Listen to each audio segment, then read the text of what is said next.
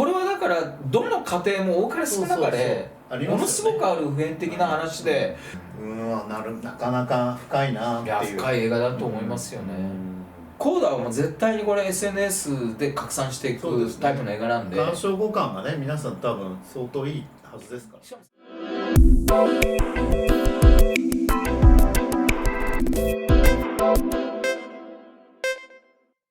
ネマサロン映画業界ヒットの裏側。皆さんこんにちは、シネマサロンです。本日は、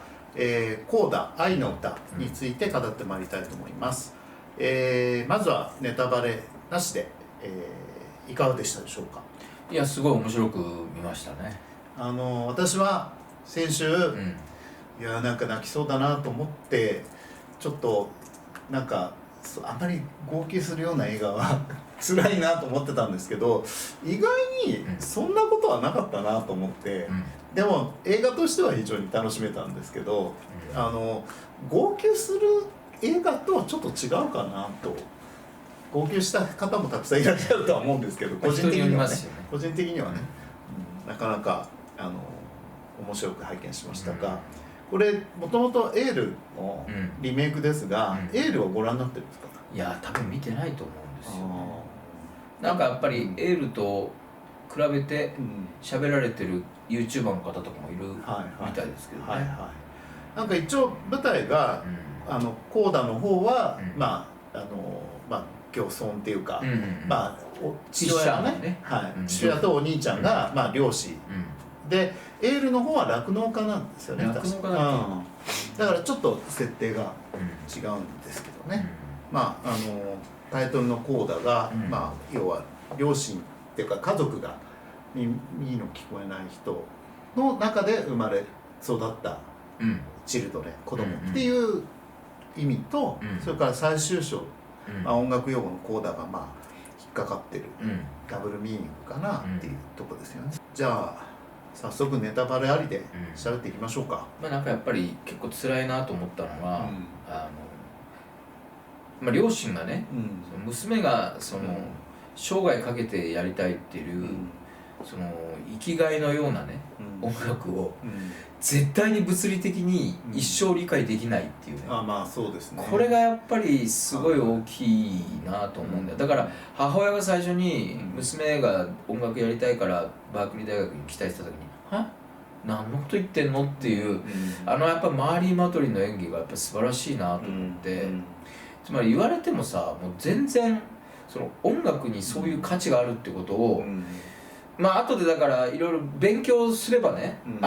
理解はできると思うんだけど、絶対に体に落ちないと思うんですよ、一生涯。これってやっぱりすごいことだよなと思って、こういう言い方するとまた語弊があるのかもしれないけど、そのゲイのさ息子を持った両親が理解できないっていうのが今までもたくさんモチーフとして描かれた映画いっぱいありますよね。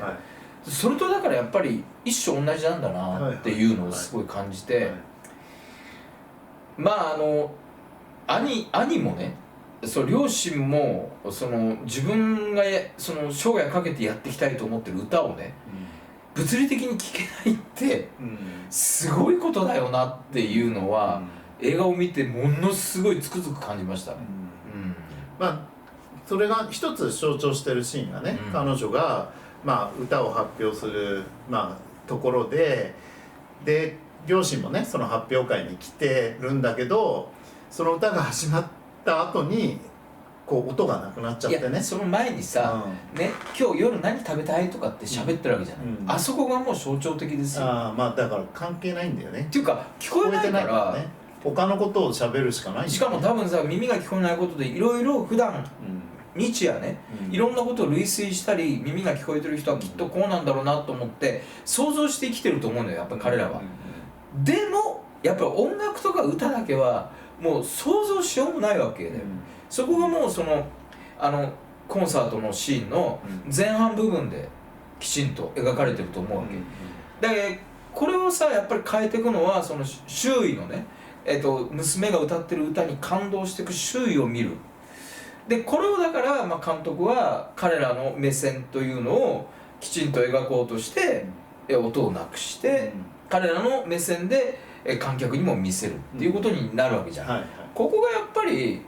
ずるいとこでありうまいとこであるよね。そうですね、だから逆にそこが嫌だっていう方も批評家の方にもいらっしゃるみたいで、作為的ではあるよね、つまりそれは送り手がそこでスイッチを切り替えていて、まるでテレビのスイッチャーさんのように、それまでは割とその目で、耳が聞こえる人の目線でドラマを語ってたのに、スイッチへって変えて、いきなりその両親と兄の視点でドラマを変えるから、まあすごい作為的ではあるよね。まあ健聴者が途中で聞こえなくなるのと、生まれつき聞こえないのはまたちょっと全然違いますよね。全然違うと思いますね、それは。まあだから本当のところは多分分かり合えないみたいなところが、そのマーリー・マトリンのお母さんがね、あなたはも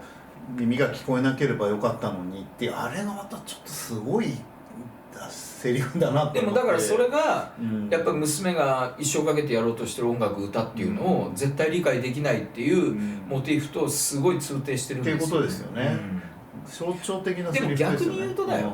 これはその巣立っていく娘や息子が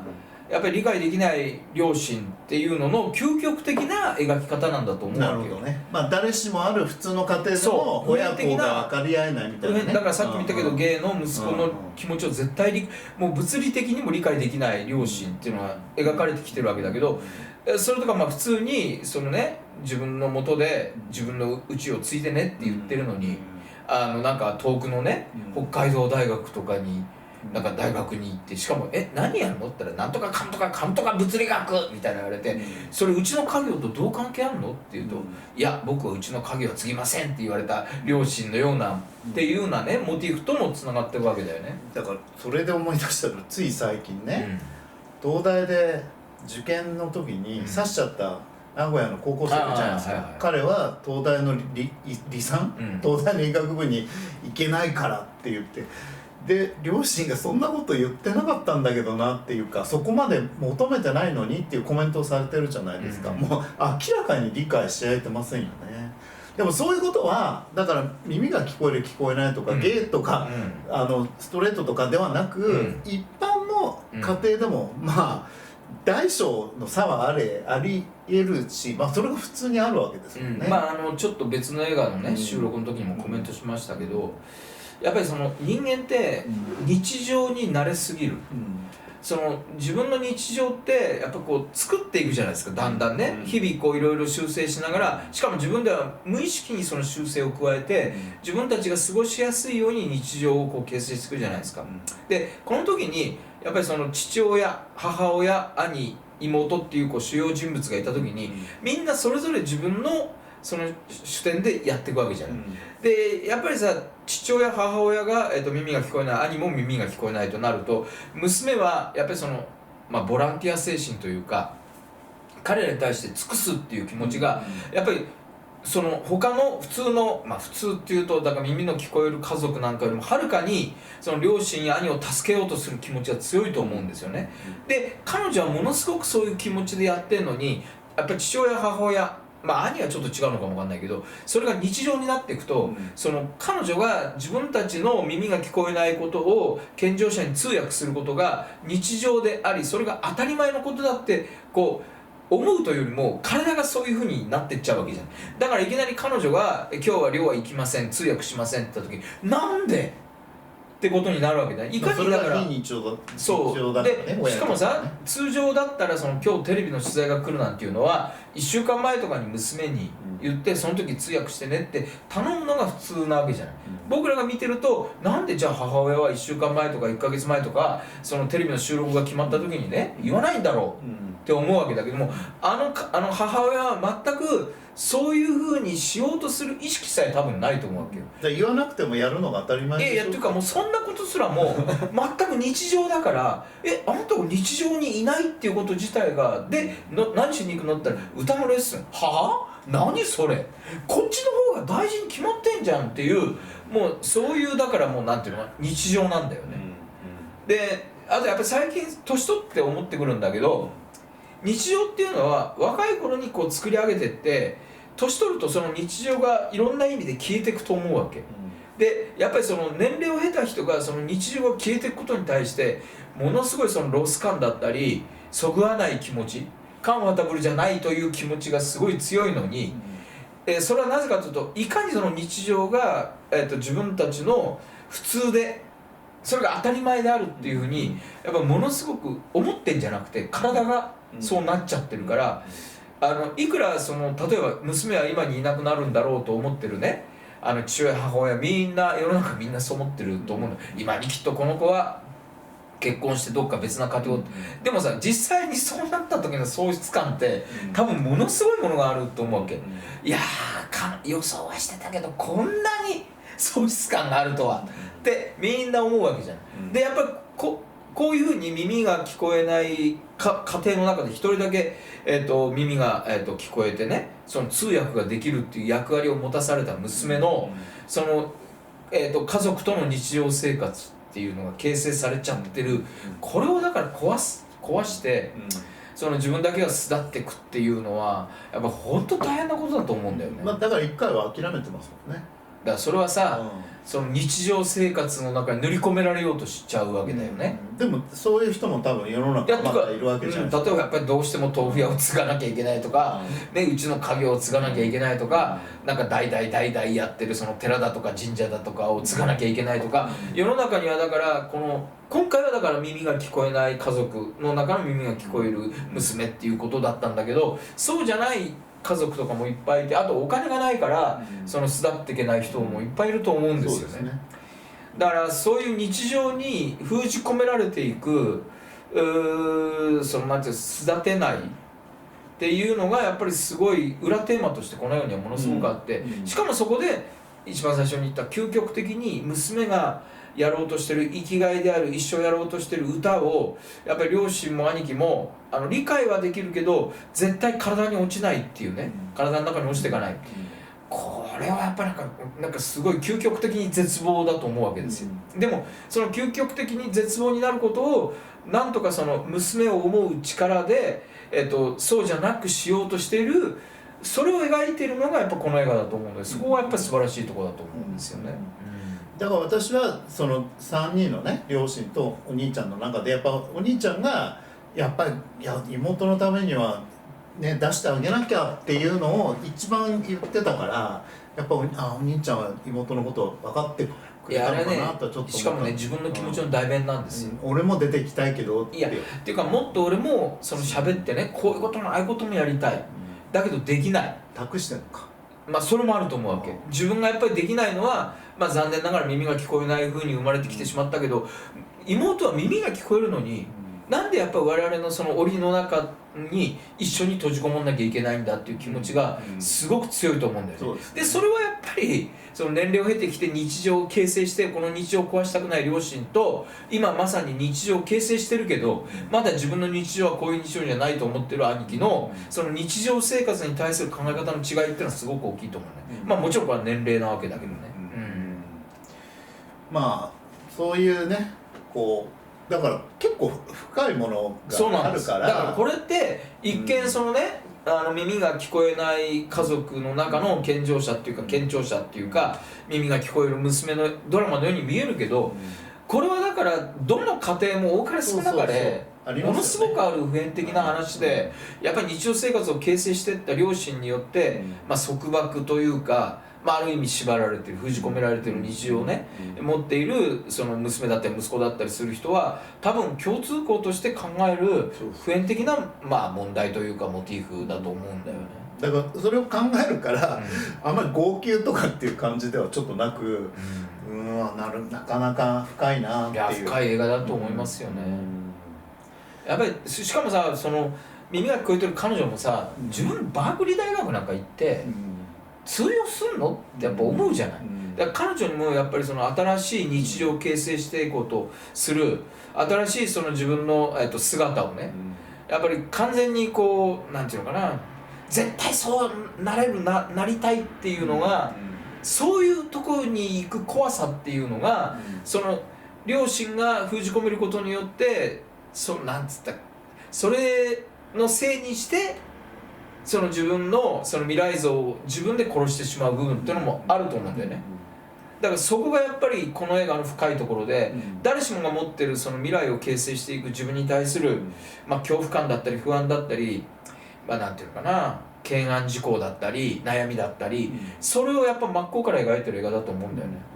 そこがやっぱりその青春映画としてもよくできてる部分だと思うんだよ。だからいろんなモチーフをはらみながら、もちろんその送り手の作為的な演出とかもあるんだけど、でもその描いてるそのもの自体は非常にこうシンプルでピュアだと思うんだよね。これはだから多くの人が見た時に自分の中のいろいろな悩みだったり自分の思いだったり自分のバックグラウンドに突き刺さってくる、そのすごいこうシンプルなピュアな向いた自然なナチュラルな何かっていうのが必ず見てる人の中にこう飛び込んでくると思うんだよね。そんなにすごく得意な映画じゃないっていうことだと思うわけですよ。でしかも青春映画であり、その家族の映画であり、多くの人がその普遍的に自分の中に落とし込めるモチーフがいっぱい詰まってる映画だと思うんです。そこがやっぱりこの映画の素晴らしい部分だと思うんですよね。T さんはいかがでしたか？いや良かったですね。私大好きですこの映画は。どの辺が良かった？なんかこのエミリア・ジョーンズちゃんが私好きなネットフリックスのドラマにずっと出てたんで、そもそも好きだったのと、あとその他の家族の方が耳が聞こえない俳優さんじゃないですか。だからなんかすごいなんだろうな、なんかそのキャラクターとかその家族にすごい愛着が湧いて、なんだろう、インタビューとかすごい調べちゃいました、見た後。まあキャストについてじゃあコメントすると、このね3人のろうあ者は実際にね耳が聞こえないで、しかもなんか舞台とかでね、いやマーリー・マトリンは超有名な女優ですよ。かつてアカデミー賞にも確かノミネートされたこと、愛は静けさの中にだっけ。だから演技がねやっぱ素晴らしい。しかもやっぱり手話がどうにいってるよね。そう、ものすごいよね。なんかこの1年で覚えましたっていう感じは全くしないので。でもエミリア・ジョーンズさんはこの映画で覚えたみたいですよね。それはすごいよね。でもそうは見えないもんね。じゃあ歌の好きな竹内さんに質問ですが、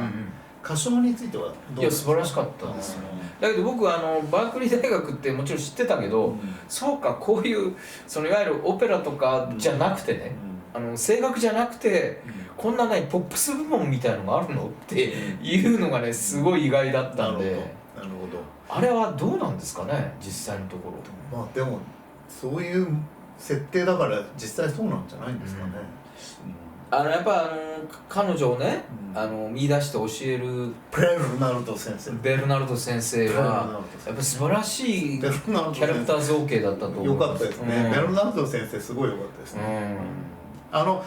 じゃあ質問ですが、彼女がまあそのコーラス部みたいなので先生が一人ずつテストするじゃないですか。なんかほら歌全く全然よくわかんないんで、みんなうまいなと思ったんですけど、やっぱりあれは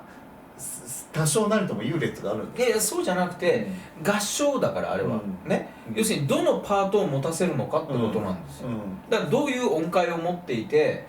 例えばアルトだとかソプラノだとか、どこの部分のパートを。それはわかるんですけど、やっぱりあれうまい下手はあったんですかね？あれだけじゃ分かんないと思う、結構みんなうまかったなと。いやあれはだから完全に声のパートでどこを担当できるのか、どこの、パートでその彼らを教えていけばいいのかっていうことだけを彼は知りたかっただけだと思うんだよね。でもそれがねそれなりにうまく聞こえるから、そこのシーンだけでもちょっと楽しかった。いやそれは合唱部に来る人だからそんなに下手だったら来ないでしょう。だってそれこそ恥ずかしいし。まあだからキャストはね、だからやっぱこれさ、ね、あえて今まで話してこなかったんだけど、最後のさそのバークリー大学のオーディションのところがやっぱほんと素晴らしくて、やっぱあれは絶対ないと思うんだけど、家族が2階に来るじゃんそうするとほら手話をやりながら彼女が歌うじゃん、もうやっぱあれは感動しますよね。やっぱりだからはっきり言って審査員の3人もさ、あれに持ってかれてるわけじゃない、完全に。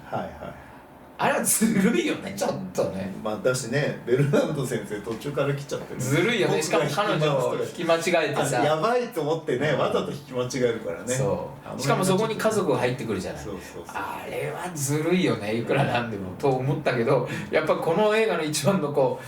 泣かせどころだかクライマッら、クスだね、しかも歌ってんのが青春の光と影でしょ、うんこれはやっぱりね。まあ、だから音楽に関してはね、うん本当によく計算されてて、自分はスターマンのね、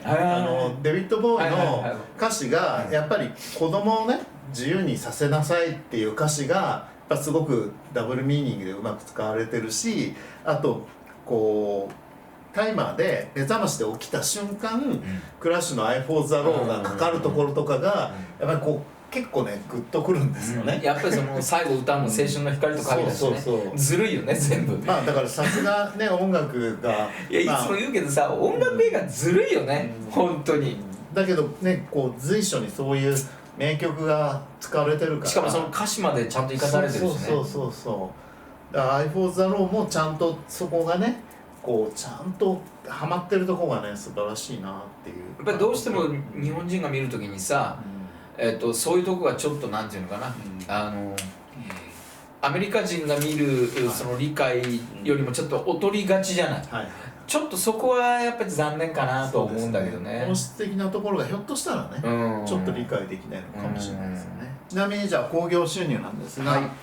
初登場が7位で、はいまあ、200スクリーンの公開で、アベレージが19万ということで、初週が4900万というところで、ぼちぼちですけど200スクリーンはちょっとやっぱ多すぎたんですかね。まあでもこれ多分2週目3週目が上がっていくかな。いやっていうかその興行の見極めになっていくと思うんで、この1週目だけの数字ではちょっと判断できないんじゃないかな。実際200が多いかどうかっていうのは2週目3週目でどの程度の落ち方なのか見ていかないと、これ多分ギャガさんなんで相当そこは考えてこれブッキングされてると。ブッキングとその関数も決めてると思うんだよね。だから問題はだからこの2週目3週目に興行を形成していくために、例えばその SNS になんかこう仕込みとかしてんのか、それもあるのかなと思うんだよね。だからこれは僕らが見えない部分のそのいわゆる SNS とかの宣伝展開をギャガさんがどこまでどういうふうに考えてこのコーダーはもう絶対にこれ SNS で拡散していくタイプの映画なんで、鑑賞互換がね皆さん多分相当いいはずですからね。しかもさっきも言ったように結構普遍的なテーマなんで、多分いろいろに刺さると思うんですよ。そのいろいろに刺さった感想っていうのをどうそのすくい上げてね、そのまだご覧になってない観客をより生んでいくのかっていうのを、まあ多分もし僕が宣伝プロデューサーだったら相当そこを考えてこの映画、組み立てると思うんです、宣伝展開を、だからこれ誰が宣プロやってるのかちょっと分かんないけど、宣伝プロデューサーがどこまでどういうふうに考えて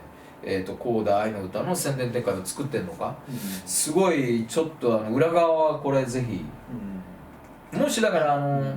今回予告編というか週末公開作でも言いましたけど、1、2年間ぐらいかな、キネマ旬報の業界総括号でその年のだから注目作みたいのをなんかいろんなインタビューとかしてたことがあるんですけど、ちょっとコーダ愛の歌は宣伝プロデューサーにインタビューしてどういうふうにそのあたり考えてるのかちょっと聞き取りしてみたいですね、ちょっとね。コメントでね、我々ほらちょっと広げすぎたとかってコメントすることあるじゃないですか。だけどその一巻でも多い方が売り上げが上がって報酬も上がるんじゃないんですかっていうお問い合わせをいただいたんですけど、それ広げすぎのそれは佐藤さんもプロデューサーなんでまあ広げすぎるとどういう弊害があるかっていうと、まず一つに宣伝費がやっぱり、関数が多いとそれに乗じてどんどんかかるちょっと説明が足んないと思うんだよね、関数を広げるってことは、その1週目に興行収入を上げるっていうのが目的になるわけだよね、だからそのためには宣伝費を、広く投下して、つまり多くのその関数の背景にいるお客さんに知らしめる宣伝をしなきゃいけないから、その分の宣伝費がかかるってことで、結局俺が喋っちゃって申し訳ない、すいません。でそれにもかかわらず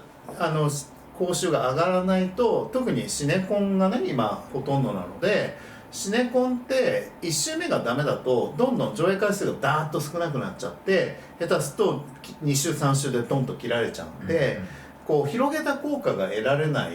どころか、その逆に例えばちょっと前のねカメラを止めるなみたいに2スクリーンでスタートしたのにすごい溢れてて評判が上がると拡大してってなお収容できないとさらに拡大で最終的に興行収入が上がるみたいな、だからそういうバランスもありますよね。あと逆にわざと広げて、1周目あたりでも勝負して、もう3周で終えようって考え方もあるわけだよね。だからこれはあとなんていうのかな、2時以降の商売の問題もあって、やっぱり基本的にその知名度を広げるってことがその作品の力を高めていくことになるので、まあ興行収入よりもその2時以降で儲けようという考え方がかつてはあったんだよね。今やだからそのレンタル DVD の稼ぐ力もなくなり、配信もまあ稼いではくれるかもしれないけどそれほどお金が儲かるとも言えないので、その全体のその作品の収入全ての収入を考えた時に興行でどういうふうにやればこの作品のライフ生涯収益みたいなことだよね。でこれをだからできるのか、この作品にとって一番ゲインする金額が高くなるのはどうやればいいのかっていうことに関わってくるので、興行だけの問題でもないっていうことなんだよね。これをだから総合して考えた時に初週どのぐらいの興行関数でやって、その後どういう興行展開を想定しながらその仕掛けてね、どのぐらいの宣伝費を投下するかで、当然興行を広げれば広げるだけその制作費もかかるわけだよね。今だとなんだっけあれバーチャルプリントフィーですね。そんなこと言わなくてもDCP ね。DCP ね。DCP だ。DCP と VPF と両方かかるんですけど、そうだよね。だからその金額がデジタルマスターの制作費ですね。デジタルマスターのそれにかかる1本が多くなればそれにかかるのが多くなるので、いわゆる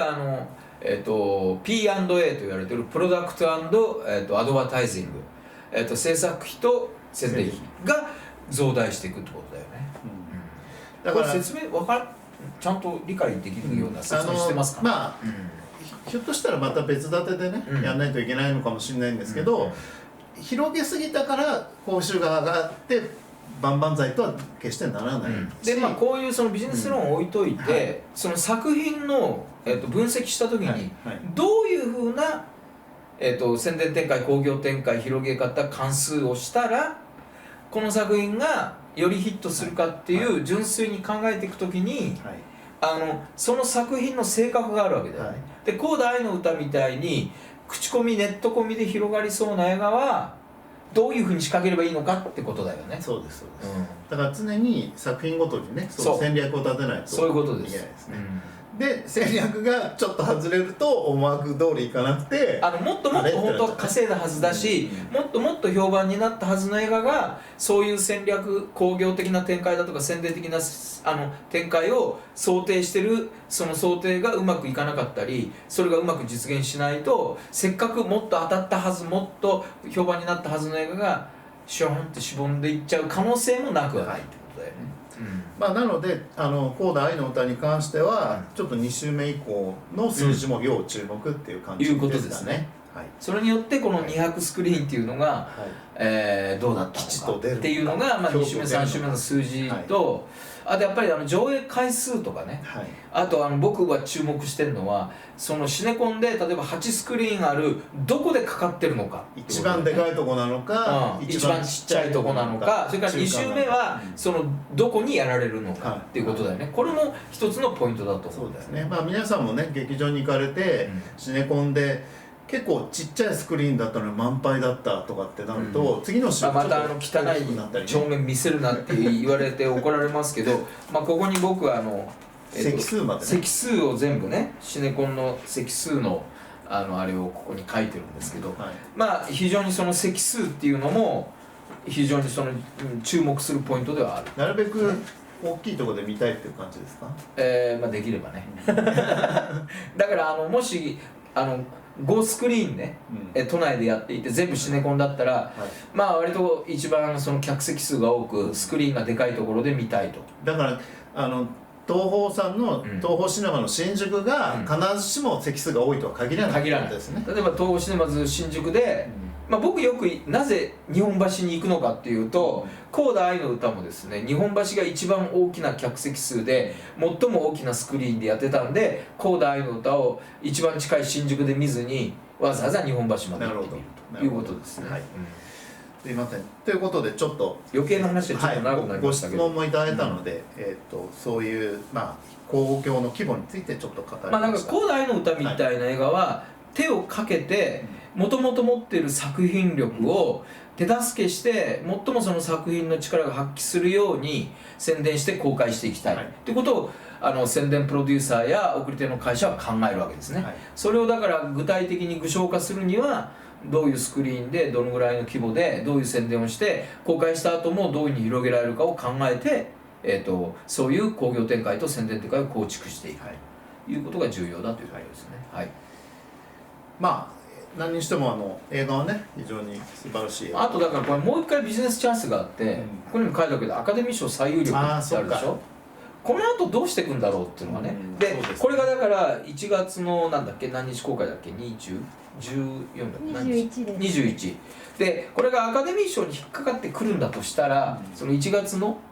21がそのどうだったのかっていうこともすごい重要になってくるわけですね。そうですね。もうちょっとねアカデミー発表まで時間がありますから、その辺がプラスマイナスどうなるのかっていうところですね。その辺まで含めて評価しないと、果たしてその200スクリーン、1月21日の公開日、それから宣伝展開、興行展開、この辺をだから判断するのはそのアカデミーも含んだ小選戦